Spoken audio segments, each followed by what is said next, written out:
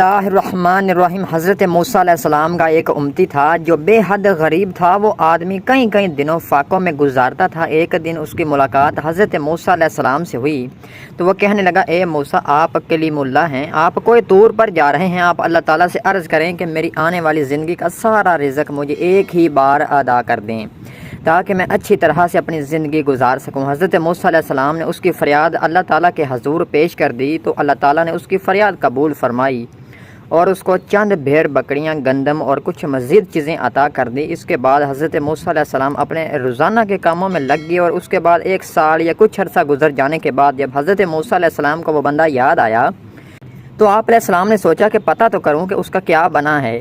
تو آپ علیہ السلام جب اس کے گھر پہنچے تو آپ علیہ السلام نے دیکھا کہ اس نے عالی شان گھر بنایا ہوا ہے۔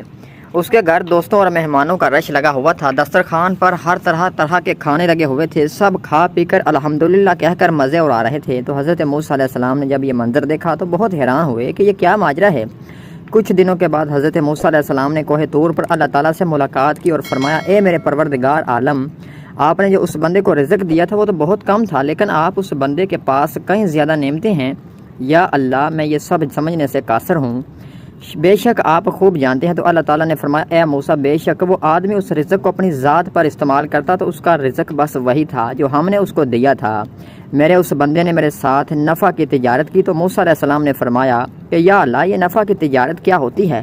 تو رب العالمین نے فرمایا کہ میرے اس بندے نے لوگوں کو کھانا کھلانا شروع کیا تو میرے راستے میں خرچ کرنے کا اپنا فرض جانا، غریبوں مسکینوں کے لیے دسترخوان بچھا دی، اور میرا جو دستور ہے کہ جو میری راہ میں 1 روپیہ خرچ کرتا ہے تو میں اس کے بدلے 10 گنا زیادہ عطا کرتا ہوں، کیونکہ مجھ سے تجارت میں اس کو نفع زیادہ ہوگا، اس لیے اس کے پاس مال و دولت بے تحاشا ہو گیا۔